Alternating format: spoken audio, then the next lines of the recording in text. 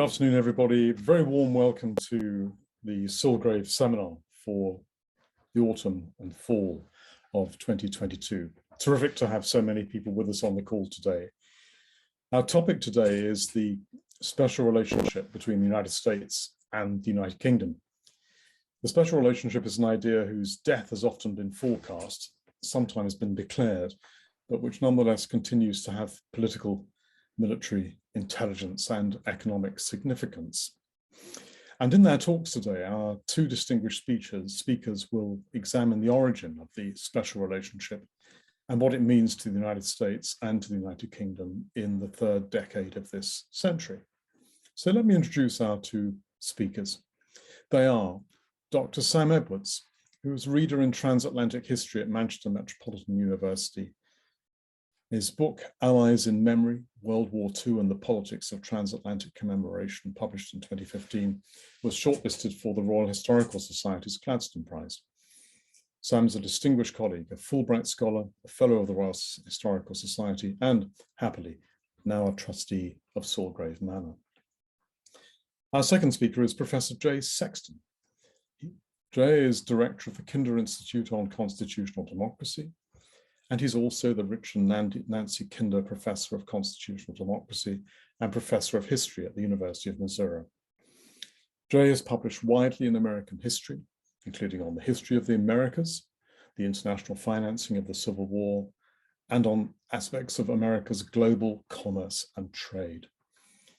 So Sam and Jay are scholars of distinction and achievement with significant publication records of their academic work. But both are also scholars who repeatedly reach out beyond the academic world to help explain how and why America has the politics that it does and why it has come to be the power in the world that it has. We're fortunate to have them with us today in our own reaching out beyond the academy and grateful to them for being willing to speak with us. Sam, you're going to speak first, I believe. That's right, Nigel. Yes, indeed. So, good morning, everybody that's joining in from across the pond, and good afternoon to everyone who is my side of the Atlantic. What I'm going to do now, and you would hope that after several years of pandemic and lots of virtual interaction, I'll be able to do this confidently. We shall see. What I'm about to do is try to share screen. So bear with me a moment, and hopefully I can share what I intend to share.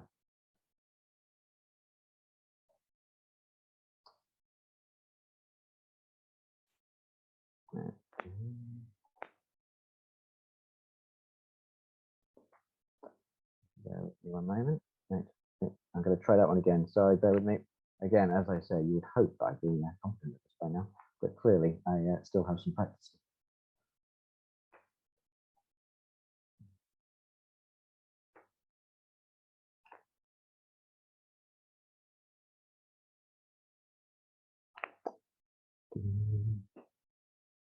There we are. Okay, we'll try this one again.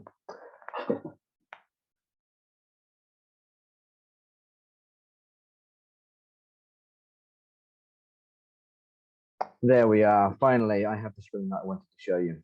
As Nigel mentioned a moment ago, the special relationship is an idea. It's a phrase that has been much discussed and debated ever since first articulated by a certain Winston Spencer Churchill all those years ago. And I'll say something more about that in a moment's time.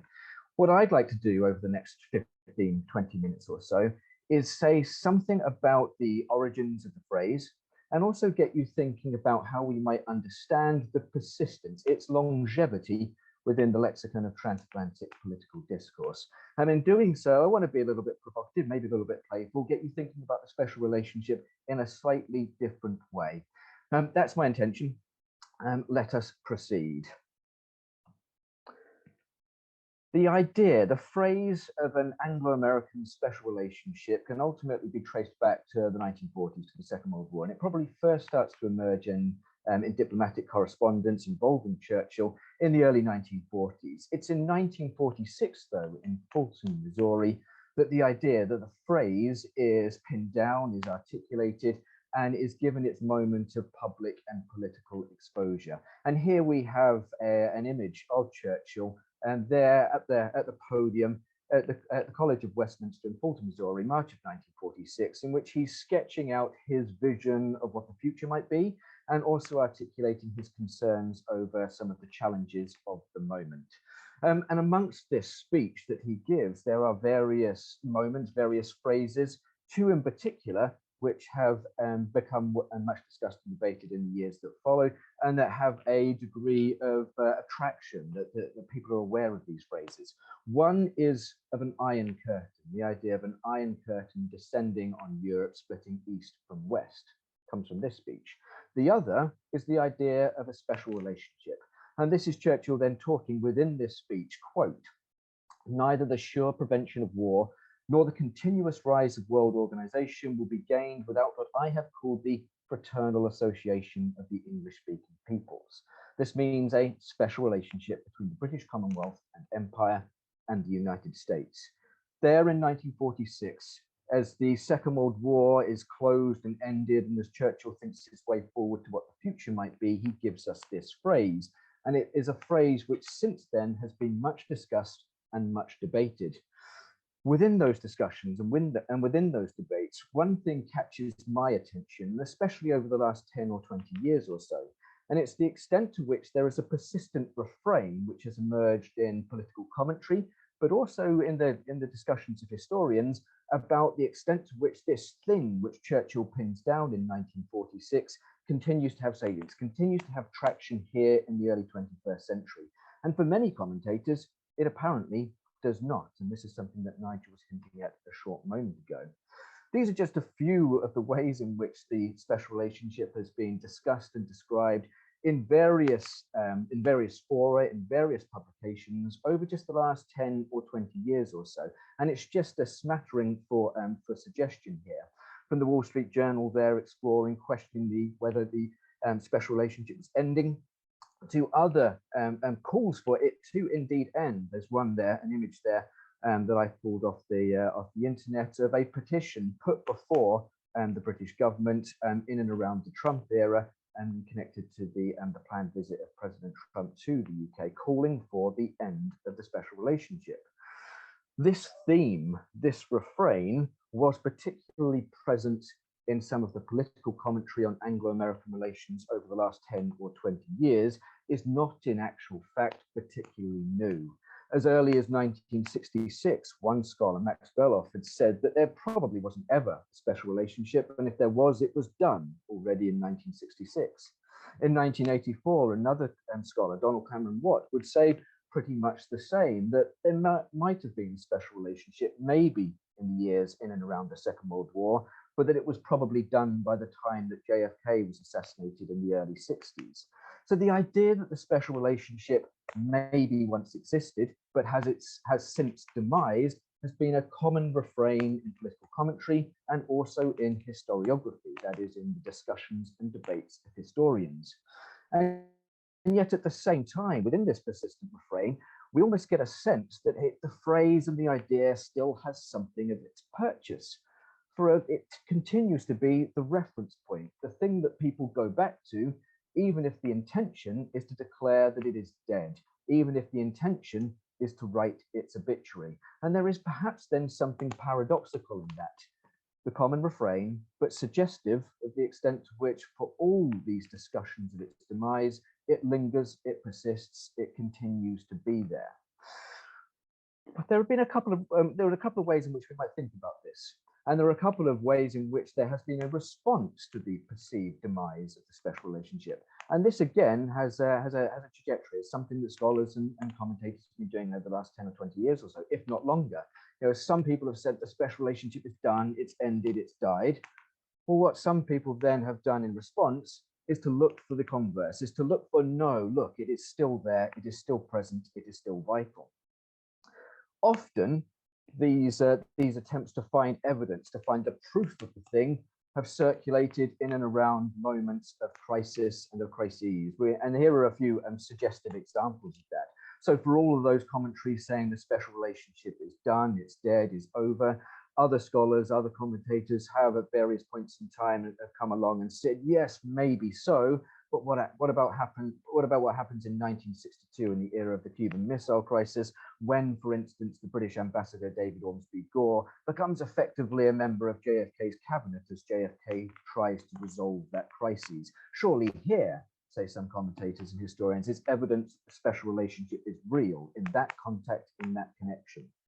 Likewise, people have turned to the famed ideological connections, the personal bonds between particular leaders, from Bill Clinton and Tony Blair there in that image in the late 1990s, to the connection famously between President Reagan and Prime Minister Margaret Thatcher, here sent up in a poster produced by the Campaign for Nuclear Disarmament in the 1960s. Here we have Thatcher and Reagan in a Gone with the Wind poster, and the poster here is playing up there the fears of nuclear annihilation, of nuclear holocaust, using as its reference point, of course, the film Gone with the Wind.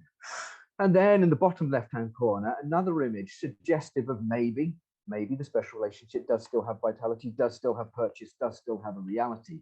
And the image there is of US Marine Corps F-35 fighters on the decks of the Queen Elizabeth II aircraft carrier from just last year. So for all the commentators saying it's dead, it's done, it is no more, others might come back and say, but yes, look, here is the evidence of its continued reality, its continued existence, be it in the personal diplomacy of presidents and prime ministers, or indeed the very close interactions and cooperation between the United States and UK militaries and intelligence agencies. That's one way in which we might think about this idea, this thing, this relationship, this special relationship. Dead, much discussed, others point to its reality. Another way we might think about it, though, and that's what I'd like to do for the second 10 minutes now, is to suggest that perhaps a part of its persistence, a part of the reason why it continues to work its way into contemporary political discourse, is that it has something of a religious-like quality, that it is perhaps something of an article of faith. That is what I would like to suggest. And it gives us just a slightly different way of understanding Churchill's phrase from 1946 and the way it has recurred at various points in time in the 80 years that have followed. What am I suggesting here? What am I doing? So the special relationship is an article of political faith. If we are to explore that concept and to explore that idea, a good reference point, a good first port of call might be to consider, well, what do we mean by the idea of faith? And here I am shamelessly, of course, using some quotations, some citations from the Oxford English Dictionary, which suggest to us that maybe this is a useful way of thinking about faith, that it is, quote, about a strong belief based on spiritual conviction rather than proof, ergo evidence, demonstrating proof of something doesn't necessarily matter here. And secondly, that it's perhaps connected to or supported by doctrines of a religion. I want to suggest to you that maybe a useful route to understanding the special relationship is to think about it as an article of political faith, because if we do that, the extent to which it persists and continues to exist despite all the obituaries starts to make a little bit of sense. And it also offers us a route into understanding another part of what Churchill is actually doing back there in 1946. Because on one level, what he's doing is offering his big, expansive vision of the challenges of the early Cold War. He's talking to a transatlantic political audience. He's talking to Harry Truman, sat right next to him there. But another way of thinking about what he's doing here is that he is, in a sense, preaching. This is Churchill at the podium, preaching a vision and offering to transatlantic politics something which others will then develop, cultivate into an article of political faith. And if we think about it in those terms, it gives us another way of understanding not only what the special relationship is, but where we might look for it and where we might see it. And we might now look beyond just the interactions of FDR and Churchill and Thatcher and Reagan and JFK and Harold Macmillan, and we might look at some other locations in which the ideas that Churchill is cultivating emerge and work through. We might think about, is this an article of political faith? Is there something quasi-religious here? And if there is something quasi-religious here, can we find the things that generally are used to prop up other forms of faith and of religion? And I think we can and we might. We might, for instance, see in the discussions amongst US and UK politicians and in transatlantic diplomacy of the last half century or so, on occasion, a turn to something in the way of sacred texts. This is Churchill himself talking in Fulton, Missouri, 1946, in another bit of that very same speech. Quote, but we must never cease to proclaim in fearless tones the great principles of freedom and the rights of man, which are the joint inheritance of the English-speaking world, and which through Magna Carta, the Bill of Rights, habeas corpus, trial by jury, the English common law, find their most famous expression in the American Declaration of Independence. Churchill here in 1946, offering his vision of the Cold War moment, of the potential challenges of the future, especially in terms of security and sovereignty, but also sketching out something in the way of a vision informed by history, informed by the past. And there are quasi-religious undertones to this, as Churchill, orator and historian, mythologizer, was, I think, well aware. Note as well what he then does in the decade which follows, which is to work painstakingly for several years on the history of the English-speaking peoples. 1956 to 1958 is the moment when this is published, notably published in and around a particular moment of crises in the Anglo-American relationship, the crises connected to the Suez Canal of 1956. There's something here about finding sacred texts. There's something here about authoring almost a theology, the history of the English-speaking peoples, which perhaps give us another way of thinking about the special relationship.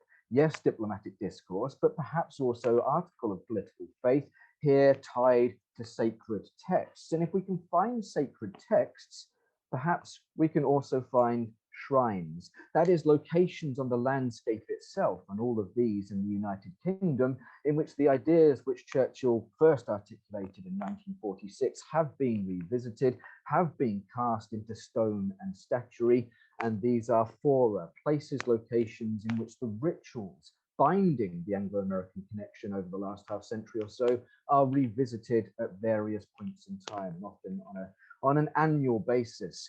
And note as well when these things are established and when these things are dedicated, are unveiled, all the decade after he first articulates that idea, and all again in and around a particular moment of crises in the immediate aftermath of the Suez Crisis of 1956, that big tension in the post-war Anglo-American relationship. The American Military Cemetery at Madingley, unveiled by the American Battle Monuments Commission in 1956 in the presence of Queen Elizabeth II. A year later, a memorial is unveiled at Runnymede, those water meadows where the barons held to account King John in 1215. The authors of the memorial are the American Bar Association, and in attendance are royalty and states figures, and of course, Winston Churchill. And a year later, the American Memorial Chapel unveiled in St. Paul's Cathedral, 1958, in the presence of, once again, Queen Elizabeth II, and in this instance, Vice President Richard Nixon.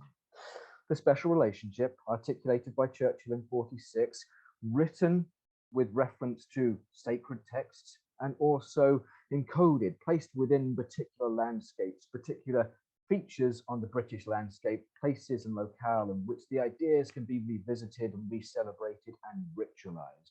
We might find in the special relationship sacred texts, shrines, perhaps also we might find particular saints. All of these statues are of the 20th century. Some, admittedly, predate the articulation of Churchill of 1946, but they are of a similar historical moment. We have on the right-hand side the statue of George Washington, unveiled in Trafalgar Square, just outside the National Gallery, in the summer of 1921. We have a couple of images over. Abraham Lincoln, the statue of him dedicated outside the Palace of Westminster in 1920. A year earlier, another statue of Abraham Lincoln is unveiled in the city of Manchester. And then we have Dwight D. Eisenhower, statue unveiled in the presence of Prime Minister Margaret Thatcher in 1989. And on the far left, a statue of Franklin Delano Roosevelt, unveiled in the presence of his wife at the end of the 1940s. The special relationship, yes, transatlantic political discourse, yes, something which has been used to try to understand the connections between certain presidents and prime ministers, but perhaps also what Churchill was doing there at the end of the Second World War and at the start of the Cold War is sketching out a vision for the future and also attempting to offer British diplomats, their American counterparts, a political faith, an article of political faith that they might be invited to themselves commit to at later points in time to revisit and reinvest themselves in. And if we think about it in those terms, it also then helps us to make sense of what will happen at Fulton, Missouri itself a couple of decades after Churchill gave that speech. Because what happens? Well, a memorial is built to Churchill, and a memorial is built to the speech that he gave, and that memorial takes a very particular form. The memorial is, of course, a church, and not just any church. It's St. Mary's Church, originally from London. It is a Christopher Wren designed church. It is damaged in the Blitz of 1940 and looks like it's going to fall into disrepair and crumble away. In the early 1960s, some American benefactors expressed interest in it, and interest of a particular form. St. Mary's Church from London, damaged in the Blitz in 1940, is taken down brick by brick and transported across the Atlantic and rebuilt at Westminster College, Fulton, Missouri, as a memorial, as a shrine to Winston Churchill and the speech that he gave in 1946. It's dedicated in 1969. Of course, by this point in time, Churchill himself is no longer. He passes away in the mid-1960s. What does this mean? Where am I taking this? What might we take from what I've talked my way through over the last 15, 20 minutes or so? Over the last 80 years or so, and often in and around particular moments of crises, the existence of a US-UK special relationship has been much discussed and much debated.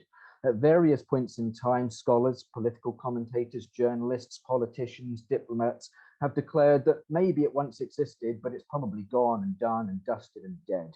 That idea, we can trace it back to at the least the 1960s, in the aftermath of a couple of moments of international crises. It is returned to in the 1980s, and over the last 2 decades, there have been frequent attempts to identify the fact that it is gone, no more, deceased, to write its obituary.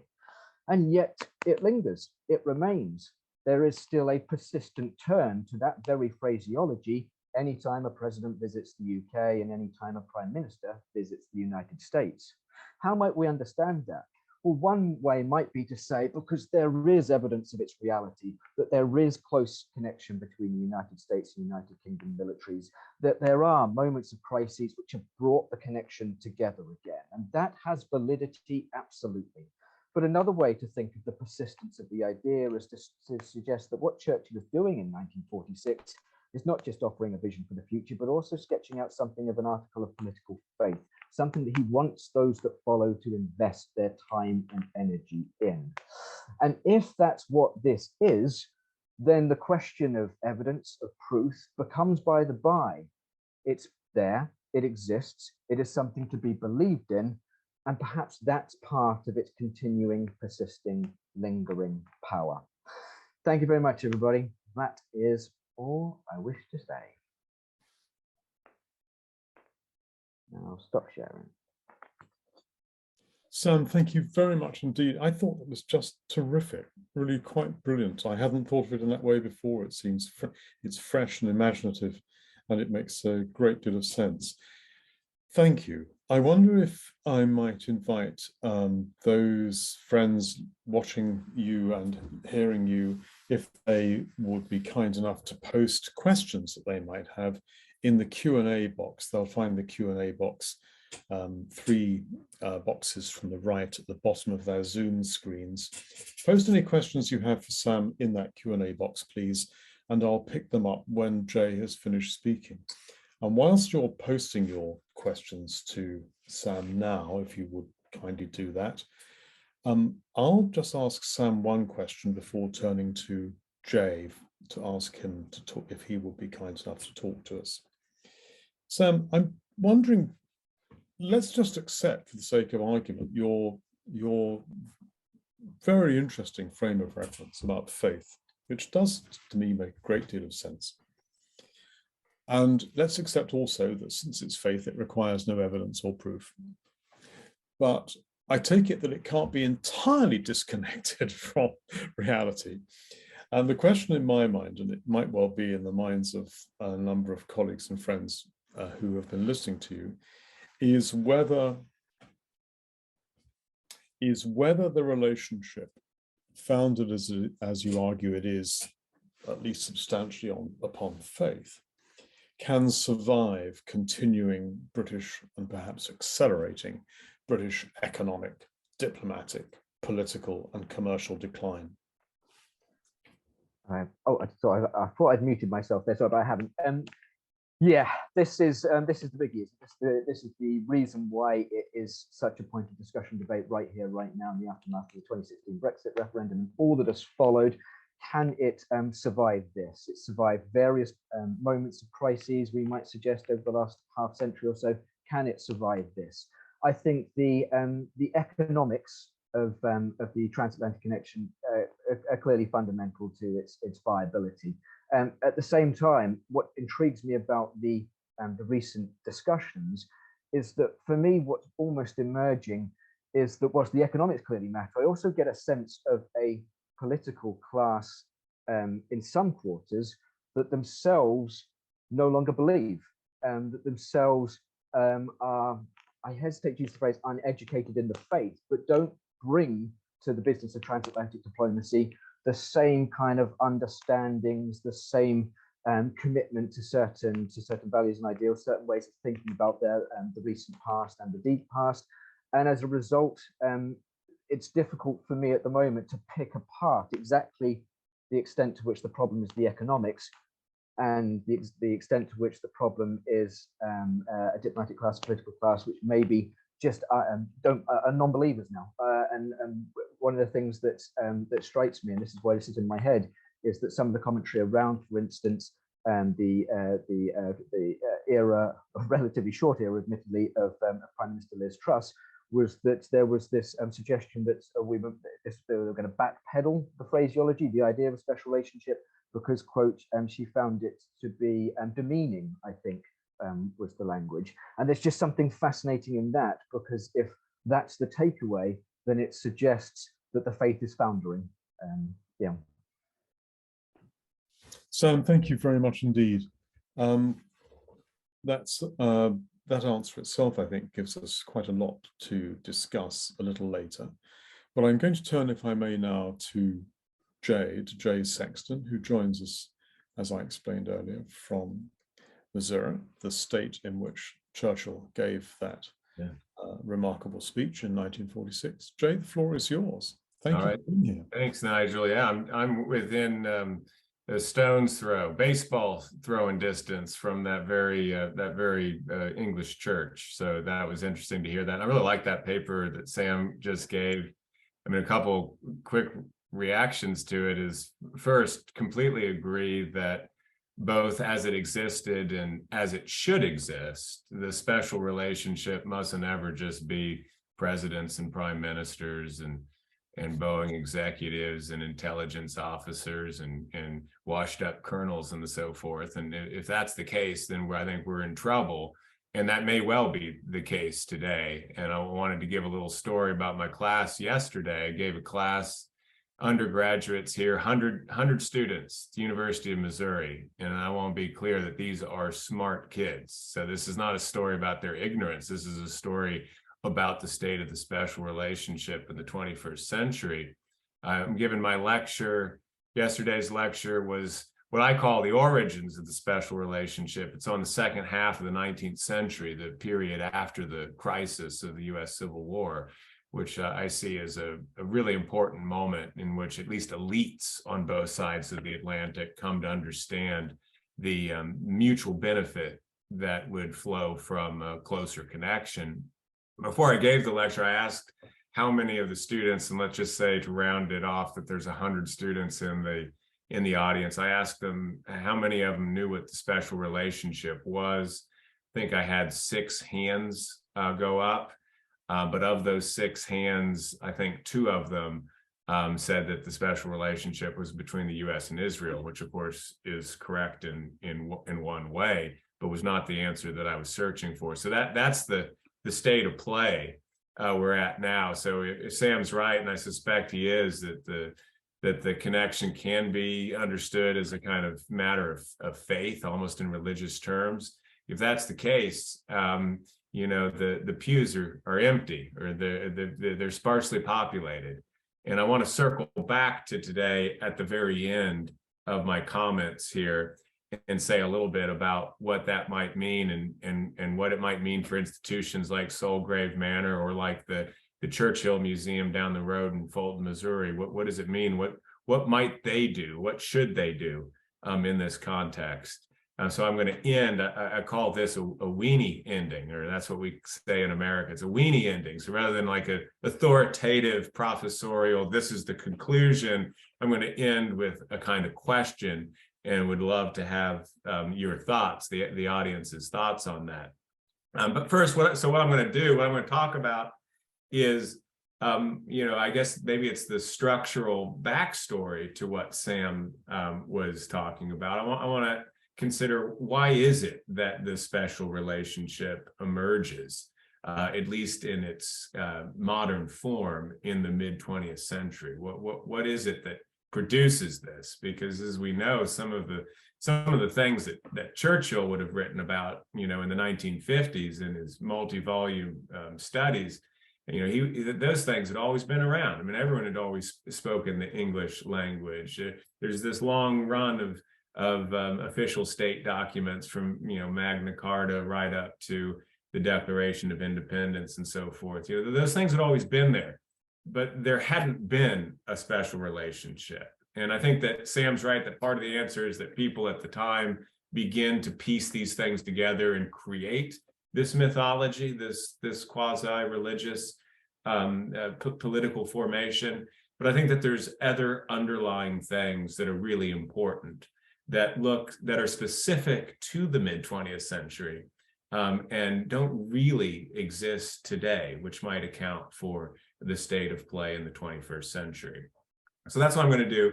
I have three things I want to emphasize here about why the special relationship emerges in the mid-20th century. The first, most obviously, so always start with the most obvious point, geopolitics. The geopolitical convulsions of the mid-20th century reshuffle the deck, and they deal a hand to both the United States and Great Britain that is far more conducive to a transatlantic partnership than had been the hand that they were playing for most of the late 18th and 19th centuries. So it's really geopolitics where I think the story must begin. And there's various kind of pieces to this. First, most obviously, the emergence of shared threats, shared external threats. In the 19th century, of course, there had been shared threats to both British and American interests. There had been the threat of France. There had been the threat of Russia in the 19th century. But there was also the threat that both countries posed to one another. I mean, that's the sort of headline story, is one of Anglo-American friction and competition.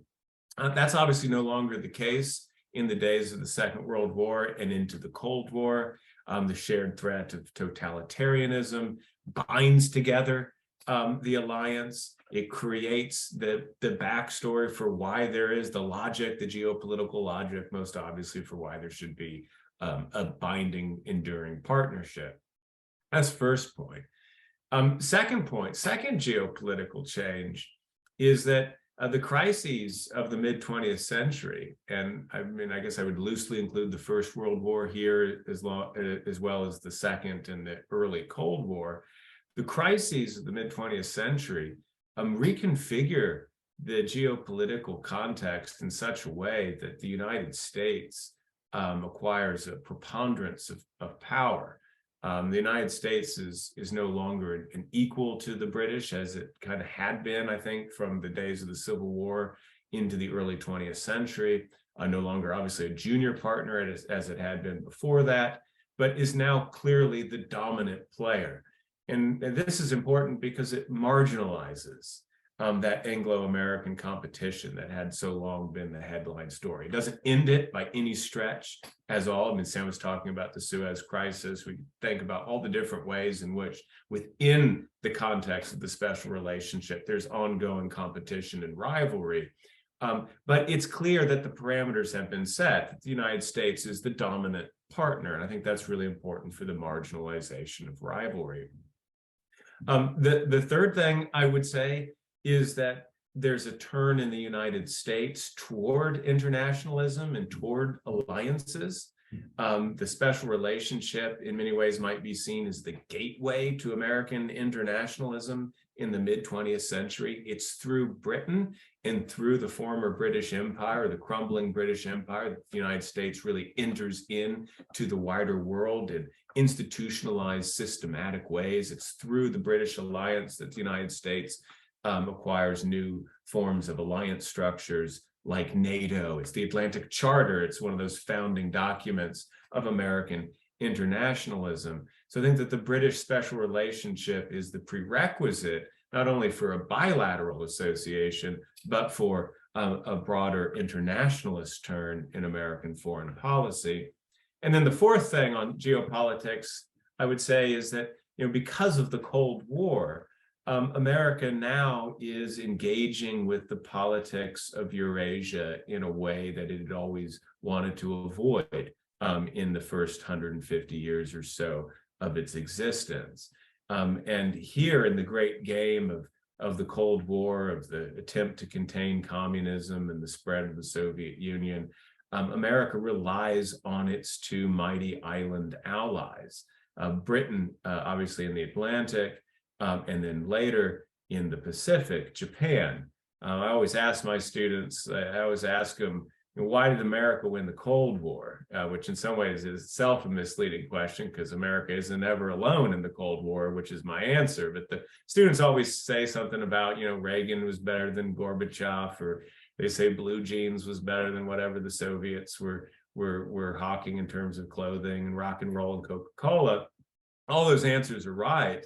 But the real answer surely must be the strength of America's alliances, and those begin with the British and the Japanese. So the first point is about geopolitics. I mean, that's the obvious beginning point and the backstory to what Sam was talking about before and to the emergence of the special relationship.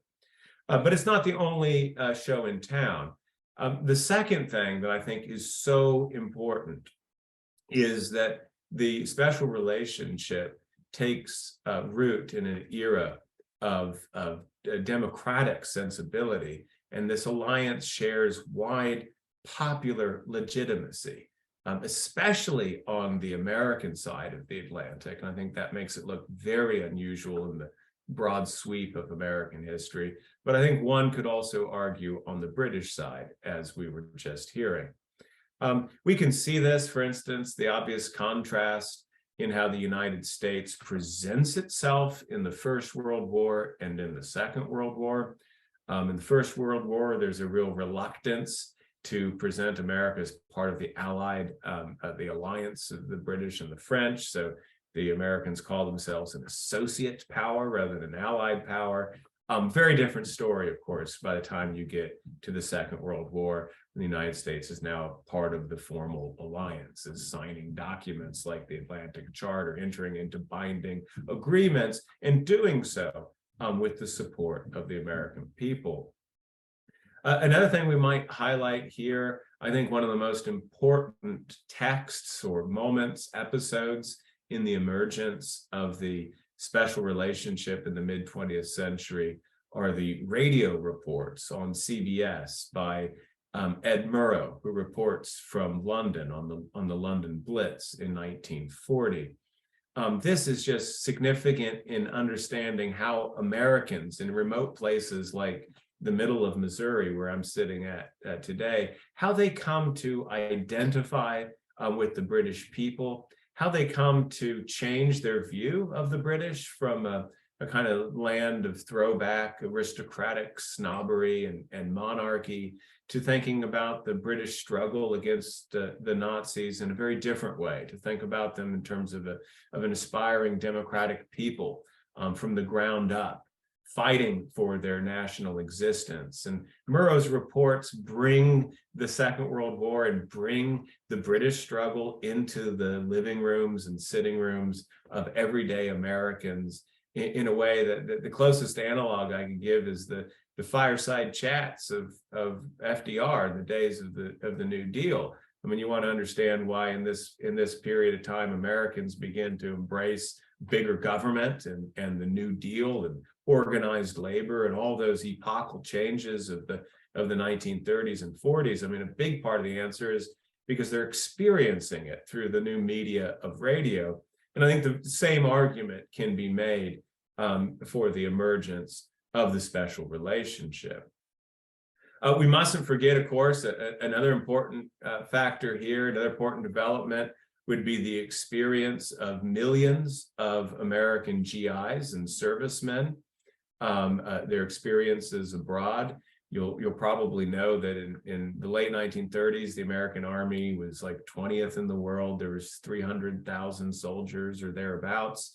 By 1945, you're approaching a massive army of 12 million servicemen, many of whom are posted abroad, and those who are in the European theater often first experience Europe through England, initially based in England, obviously before D-Day, and then on into Europe. But those experiences of being abroad, of experiencing a foreign culture, experiencing the British culture in the first instance, I think are really significant to understanding the changes in public opinion and why people all of a sudden in the United States start to think of an alliance as a good thing rather than a bad thing. Now, here again, of course, I don't want to present this in rose-tinted terms. The U.S. occupation of Britain in the 1940s came with all sorts of problems and cultural conflicts, absolutely. But they all now occurred within a new context of collaboration, of association, of permanence. And I think that it's important to understand that those conflicts existed, but they existed within a new political habitat. And then the final thing I would say about the popular legitimacy of the special relationship as it emerges in this period would be the decline of those who had opposed an association, a transatlantic connection. Of course, if you were to tell the story of U.S.-British relations in the 19th century, one of the headline themes would be the political significance of Irish Americans who brought with them their opposition to British imperialism, brought with them very understandable hard feelings about British abandonment of Ireland in the days of the potato famine. And you had extreme Democrats, of course, also radical Democrats in America that saw Britain as an aristocracy and as a monarchy that was really beyond hope. And then on the other side, of course, you did have those aristocrats, those conservative forces who looked with great suspicion on the United States in the 19th century and early 20th. And those voices are obviously still around in the mid-20th century. Some of them are mutating and taking new forms, but they don't have the same platform after the 1940s that they had before. And I think that domestic internal political story on both sides of the Atlantic is absolutely critical for understanding what happens thereafter. Okay, so geopolitics, popular legitimacy. The final kind of thing I want to talk about why the special relationship emerges when it does is actually something I won't have to talk much at all about because it's what Sam mentioned. I'll present it in a slightly different way. How I put it is that the 1940s and early 50s is very generative in the sense that new institutions that are charged with promoting, propagating the special relationship take form, they take root, and that there's an institutional story there. So the institutions are born in this period, and then that process of accretion, of incremental development in the special relationship thereafter is allowed to unfold. Now, part of this, I mean, and I think a big part of this is that kind of high political Atlantic security apparatus. I mean, that story about intelligence cooperation, munitions manufacturing, defense collaboration, alliances like NATO, direct connections between high elites and foreign service members and so forth. There is a prehistory of that, to be sure, but what's new is the scale after the 1940s, and then the institutionalization, the permanence of this kind of transatlantic security apparatus. So that's absolutely important, but that's not the only kind of new institutional development that one could see. I would point to educational enterprises and associations as being really critical to the perpetuation of the special relationship after that big bang in the 1940s.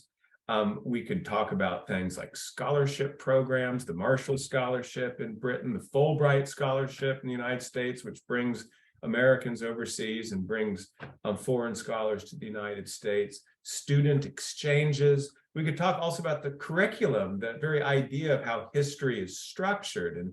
And Churchill's writings, I think, are idiosyncratic in their own way, but in this regard, they're part of a much broader story of how historians and educators on both sides of the Atlantic are recasting their national histories in Atlantic terms. I mean, what are the Western Civ classes of the 1950s in the United States? What are they often called or referred to? They're called From Plato to NATO, and this idea that there is this shared tradition, this imagined founding created by those with a vested interest in perpetuating the special relationship.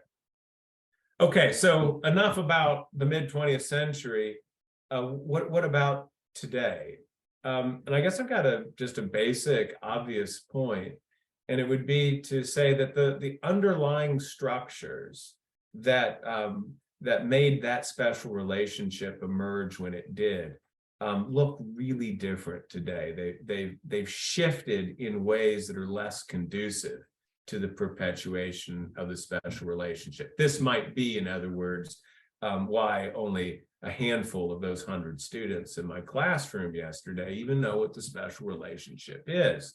I mean, first, if we look at the geopolitical landscape, I mean, it is completely upended, obviously. The old American century now, we used to say a couple years ago it was unraveling. I think it's quite apparent that it has unraveled. That has happened.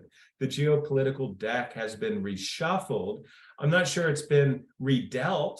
I don't know if we know exactly what it looks like now, but we know that it looks very, very different from that distinctive and ephemeral era of the American century that gave birth to the heyday of the special relationship. So the United States isn't just in slow decline. I would say the United States is in retreat. Great Britain post-Brexit, I would say, looks rather similar. I describe it as being more rudderless. I'm not quite knowing exactly what its geopolitical purposes or ambitions are. We might, in the questions, surely we're going to want to ask about Ukraine, and we might revisit the Ukrainian episode in this light. But let me move on.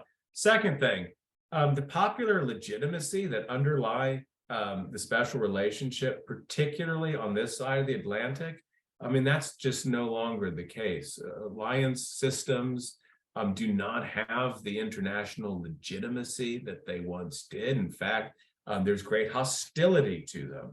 I still think that one of the most significant elements of the 2016 election was that both Trump and Hillary Clinton backpedaled from the Trans-Pacific Partnership, albeit this is obviously a Pacific story rather than an Atlantic one, but I think similar in revealing that though the American political spectrum is really divided, it is united on both ends in its hostility or in its suspicion to those old networks and alliance systems that were built in the mid-20th century.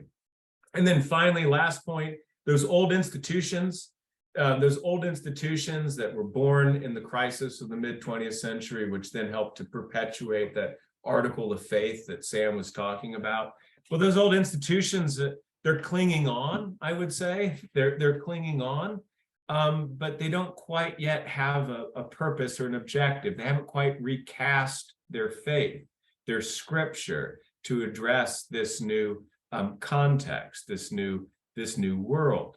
and this is my weenie conclusion, this is me asking you to tell me something about this, is, as that happens, as the geopolitics are being reconfigured and alliance systems are shifting, we might ask what's worth salvaging from the classic special relationship of the mid-20th century. What institutions can be retrofitted for this new era, and how might they be changed? How might they be adapted for it?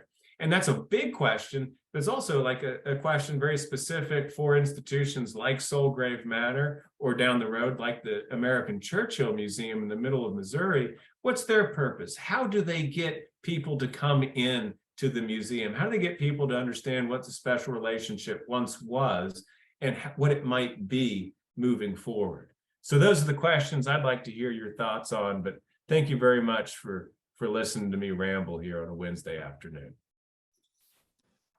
It's the most systematic and engaging ramble I've heard for a long time. Thank you very much indeed, Joe. It's quite brilliant and hugely, hugely stimulating. May I ask those members of the audience, please, to put their questions to Sam and or Jay in the Q&A box, and I will then try to work my way through those questions. Jay, I wonder, I'm grateful to you, particularly grateful to you for raising the questions you do at the end, because they're fundamental. What is the purpose of institutions which are committed to an understanding of where the special relationship has come from, where it is and where it might be going? What is their purpose in a wholly different geopolitical and indeed wholly different domestic political context, different domestically both in the US and in Britain to those that gave birth to those institutions? Important questions for us. I want, if I may, to begin by asking you one question before I turn to questions from the audience. And I don't mean this to be unfair, and if you think it is unfair, then tell me and I'll think of another question to put. But I'm genuinely interested in your perspective. If what you have said in the last 20 minutes were to be put in the form of a briefing paper to, let us say, an incoming British Prime Minister in 2 years' time, and let's just suppose, not a prediction, let's just suppose that incoming British Prime Minister is Sir Keir Starmer. If you were to put what you have told us in the form of a briefing paper to Sir Keir Starmer, what would be your advice to him in the paragraph, as it were, that you haven't written, on what he might do, not only to understand how the special relationship has changed for the reasons you've given, but how it might be revived, renewed, and re-energized for a wholly different world? Where would you begin to advise him on that question?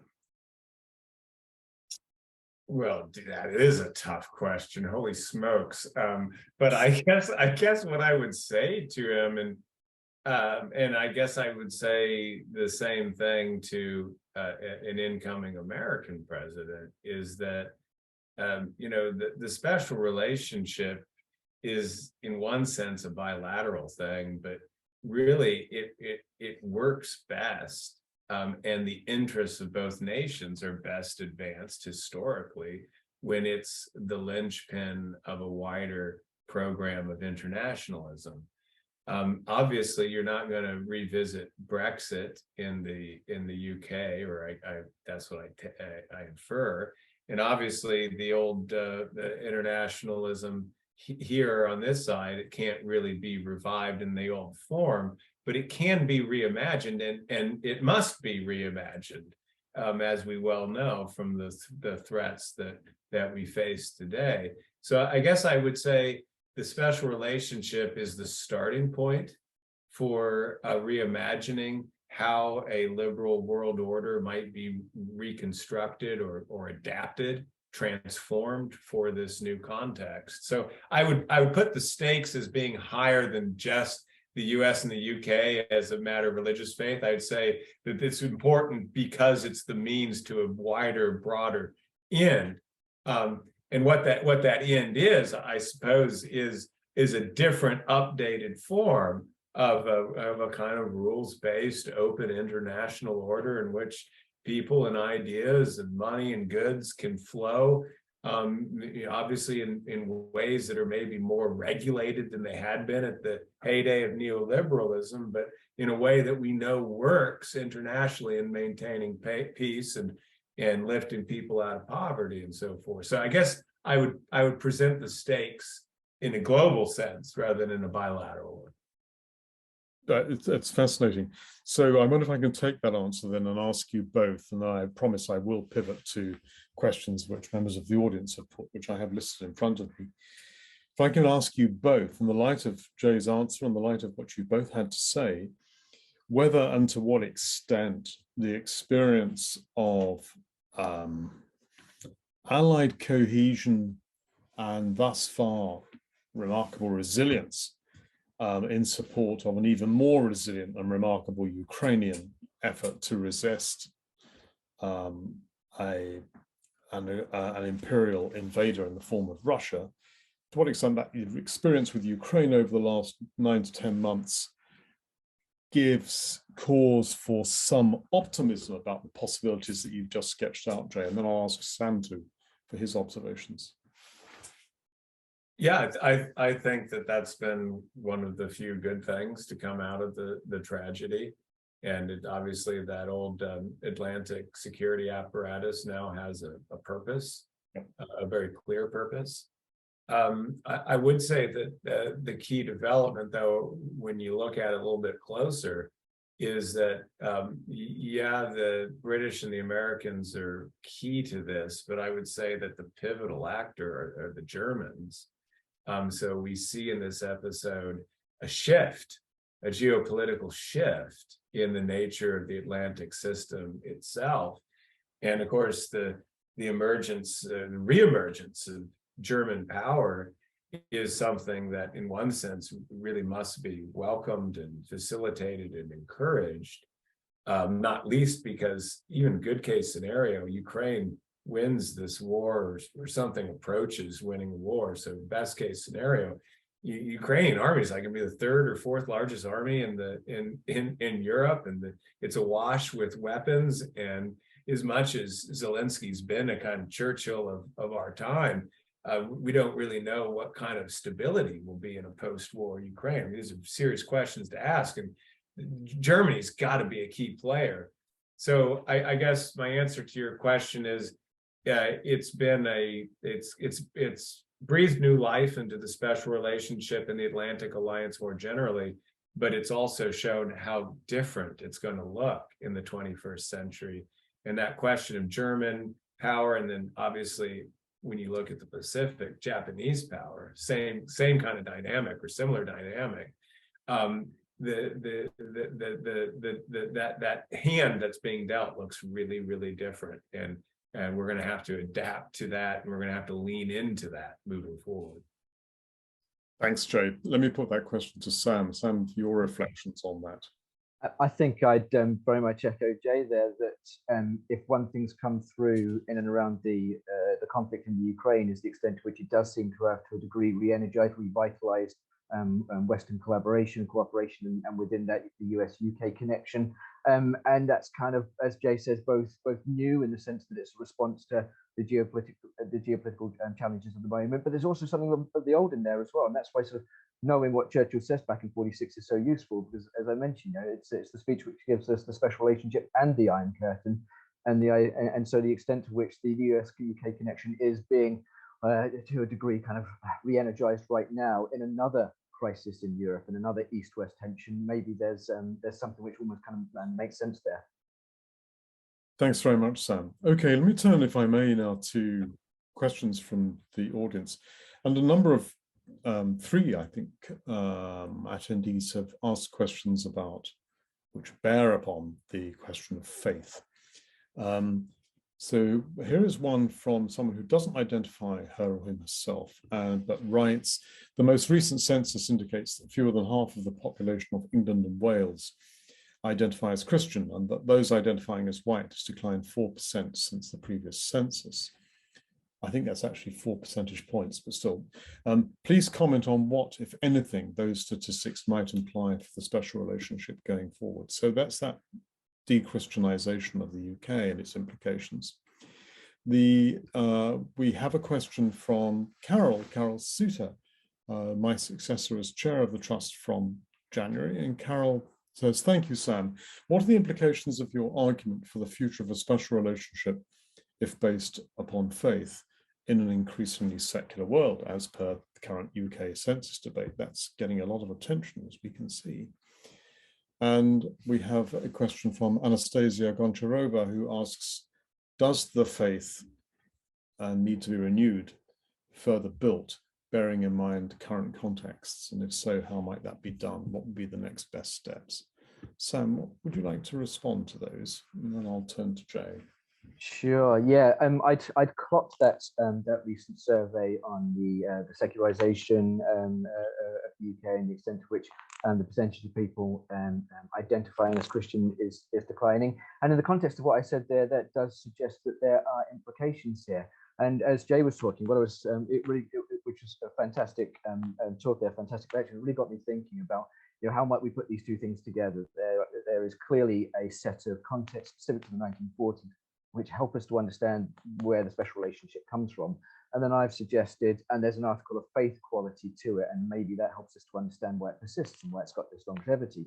And one of the ways I'm sort of thinking about it is that thinking of the special relationship as a quasi-faith thing helps us perhaps to understand how it has lingered for so long, but it doesn't necessarily mean it will linger forevermore and go on. It still requires believers, and for people to believe, maybe there does need to be something in the way of a tangential, clear connection to the moment, to the underlying realities of a particular moment. In which case, the economics, the geopolitical situation, and the extent to which people themselves are comfortable with concepts of faith and understand themselves to be people of faith will clearly play into that as well. And so, I guess, you know, what I'd suggest is that if a society becomes increasingly secular, and if it becomes then on one level less comfortable, less literate with ideas of faith, then that will clearly have implications for a political concept which has been dressed up with a kind of a faith-like quality. And so it kind of then feeds into,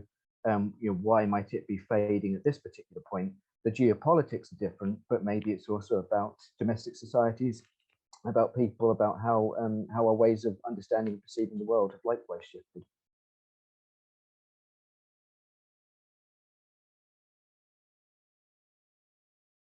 Sorry, Jay, did you want to add anything at that point? I mean, I would just say that surely one of the key demographic trends that might be testing that faith or help account for the erosion of the special relationship is just the changes in the nature of the populations of both countries. So not just that there's secularization happening, but also that we're at one suspects sort of at the tail end of a maybe quarter century period where the percentage of the population that was foreign born in both nations was north of 11%.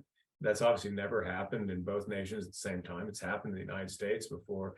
But so you have really a different demography in both countries. And so the old greatest hits, the old Atlantic Charter and stuff, I mean, that doesn't resonate with the Hispanic migrants to the United States or to some of the migrants to Great Britain in the same way. So that surely is an important thing. And that's why I've said before, maybe in this very setting, that I think that the most significant individual in the future of the special relationship moving forward, wait for it, is Meghan Markle. Meghan Markle, and of course the monarchy as an institution is another thing about if we're going to retrofit old institutions for new times and that they can speak to people in the age of celebrity social media politics. I mean, the monarch's visit, the William and Kate's visit to Boston today is like big news. That's where you get the news about Britain. You don't hear about Brexit. You'll hear about the monarchs visiting in the Kansas City Star and so forth. So I guess what I'm trying to spit out is that with demographic changes, some of the old institutions are leaning into those or are beginning to reflect. And I'm sure the monarchy is leaning into it, but it's embroiled in that process. And that might be an important thing to watch moving forward. And it might be tricky to navigate, I suspect. Thank you both very much indeed. We have two questions. One about the consequences, some of the consequences of alliances. So the question is particular. That's to say, Louise Baxter asks, to what extent do alliances to protect members of the alliance from external threats? She says, if you cross the UK, the US is likely to support and vice versa. To what extent do those relationships arrest an escalation of world conflict? And that's a question about to what extent alliances reduce risks to international order. And Clive Preston, finance trustee at Sulgrave, has asked a question in which he puts very simply, can there a special relationship override the Irish problem?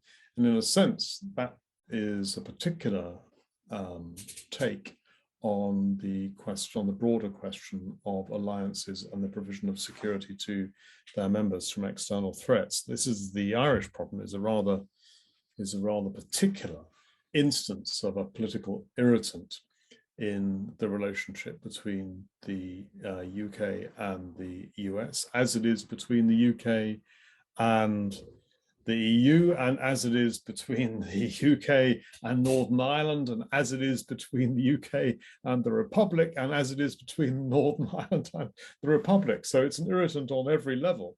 But I wonder if you'd both like to say something about how the special relationship intersects with or perhaps envelops that particular problem. Who'd like to go first? Sam? Sure, yeah, I think I lost sound for a little bit at the start there, Nigel, but I think you were talking initially as that subject of alliances and then the Irish problem. Yeah, clearly, and as Jay well explained, the military alliances, political alliances, were fundamental to the origins of the special relationship there in the 1940s, with that being a key feature, of course, of the Second World War, the Atlantic Charter, and then the various developments of the immediate post-war period.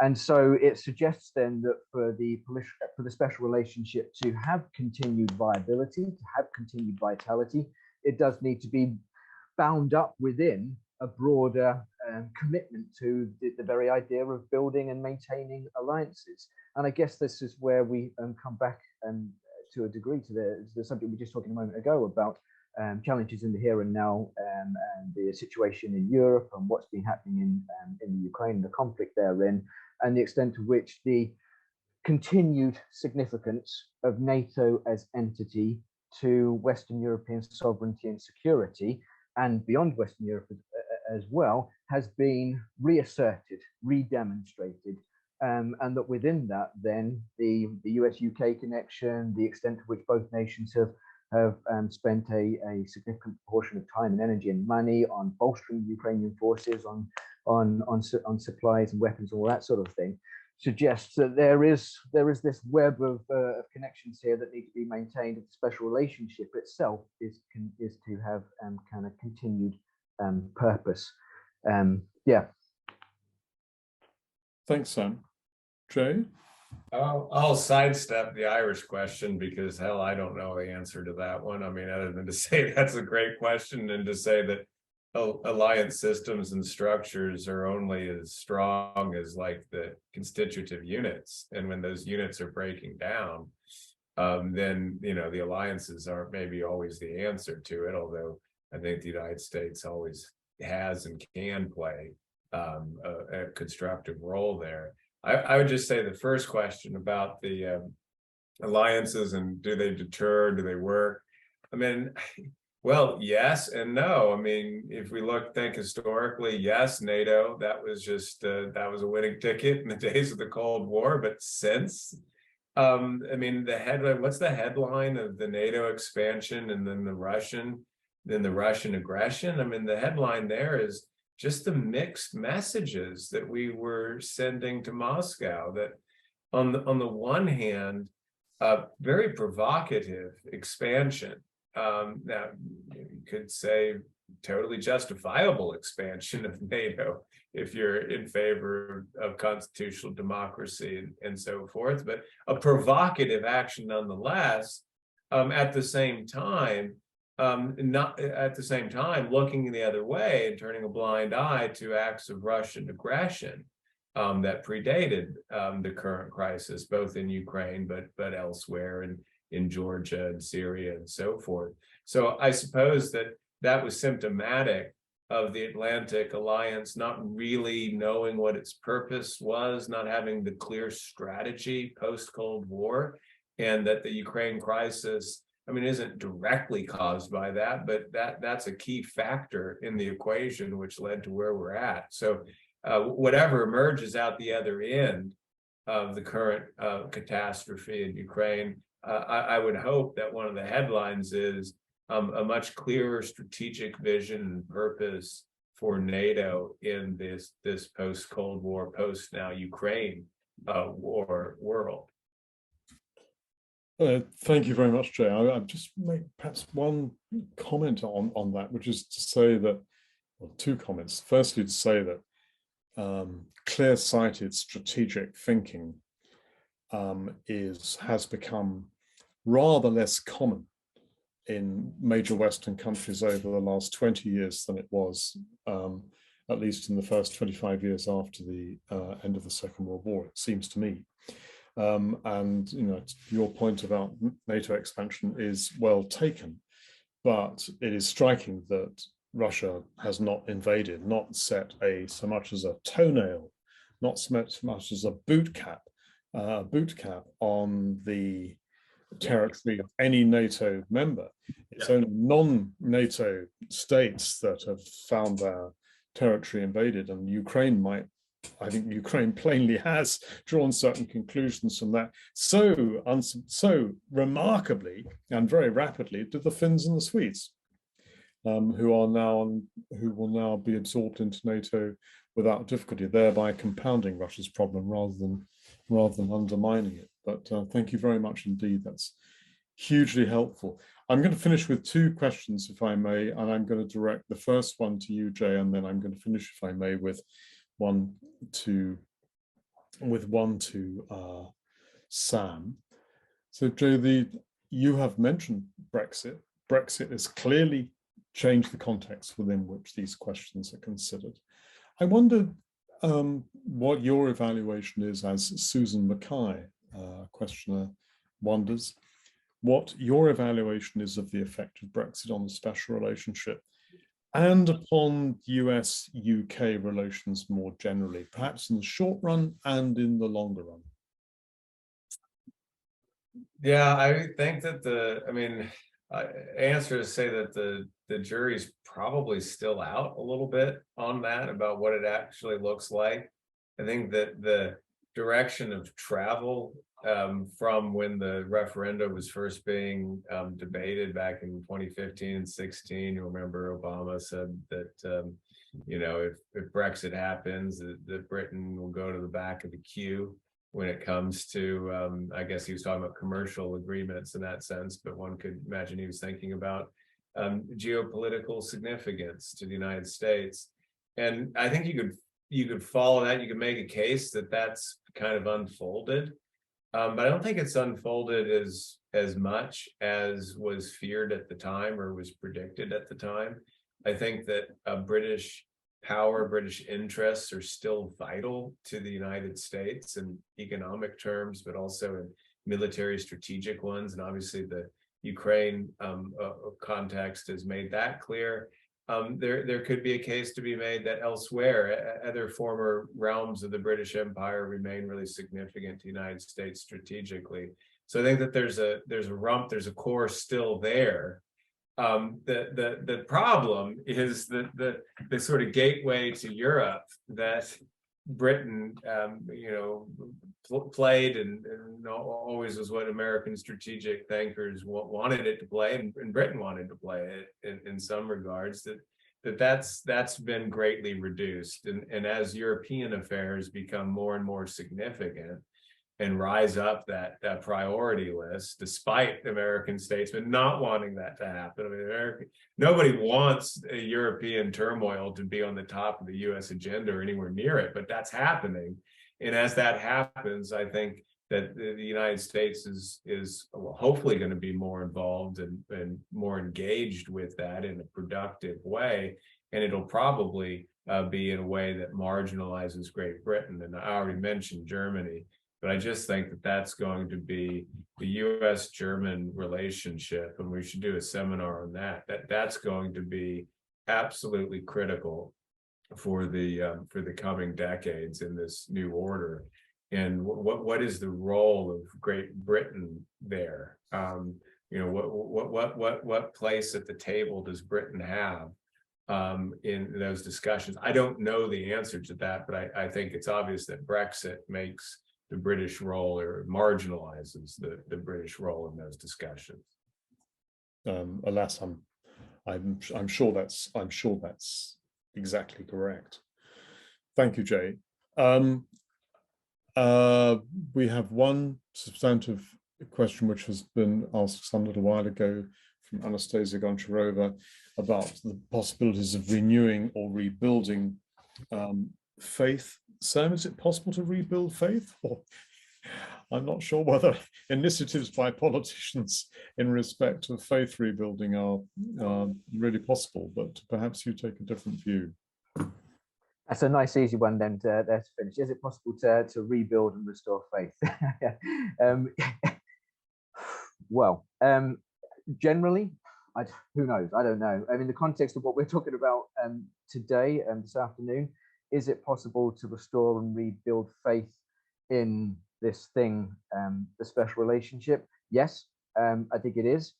But I think, as we've been talking about over the last half hour or so, it requires certain tangibles and certain specifics of the moment. Right now, it seems that the geopolitical situation has aided its vitality to a degree. This thing we've been talking about, the conflict in Ukraine and the consequences for NATO and Western alliances and special relationship therein. It will require other tangibles though to sustain it. It's that question about exactly what is Britain's place going to be globally post-Brexit. And you can see things in parts of British foreign policy post-Brexit which are suggestive of an attempt to assert a certain place in the world which will be appreciated in Washington. So you're the idea of global Britain, you're fulfilling that traditional role within the transatlantic alliance of being another power that thinks globally. We could also point to the recent attempt to tilt towards the Pacific. Yes, it's about post-Brexit markets, but I think it's also about playing that role of being a global power, being a global presence, because that was there in the fundamentals and the underlying structures which gave us the origins of the special relationship in the 1940s. So can the faith be restored? Yes. Is it likely? Don't know. And it will be interesting to see what happens, I guess, over the next 5-10 years or so. It will indeed, Sam. Thank you very much for that. We have just one question from an anonymous attendee, which I think Jay has already given his answer to, and I sense that Sam agreed, but he'll tell me if I'm wrong. Do you see any chance that the UK and the EU would favour a return of Britain to the EU? I think that falls slightly outside our frame of reference this afternoon. So I'll offer a quick question, which is to say that I have been struck by the extent to which, despite public opinion scepticism about the benefits of Brexit, which seem remarkably elusive to about 57% of UK public opinion, that neither party has the political freedom in terms of its relations with its own voters to move in the direction of embracing the possibility of a return to the EU, even if it were willing to accept the conditions, which it probably would not be able to do, or even to seek membership of the single market. Indeed, both the Labour Party and the Conservative Party are firmly opposed to that. That might change over the course of the next 10 years. It's entirely possible that, it seems to me that that could alter, but at the moment, I think it's not likely to do so in the short run. Well, we've had a very nice note from Kathleen Kitty Pettit, say that the lectures by Sam and Jay have been excellent. So their questions, responses to the questions posed. I've learned so much. I just love these symposia. Don't we all? Thank you both very much indeed. I'm really grateful to you both for supporting the mission of Sulgrave in the way that you have this afternoon and in the way that you've consistently done for a long time now. It's terrific to keep these lines of communication open. In these respects, that we're talking about the special relationship with the fervour and the clarity that you have both talked about this afternoon is evidence that there's something there that's still alive and kicking. There are conversations to be had, there are values to be celebrated, conversations to be had, and thinking to be done. So with Jay's suggestion that we next think about doing something on the US-German relationship, which is special in its own way, I thank you both very much. Thank Shanna for organizing the afternoon, and thank our wonderful audience for their questions and their participation and for being here. Thank you all so much.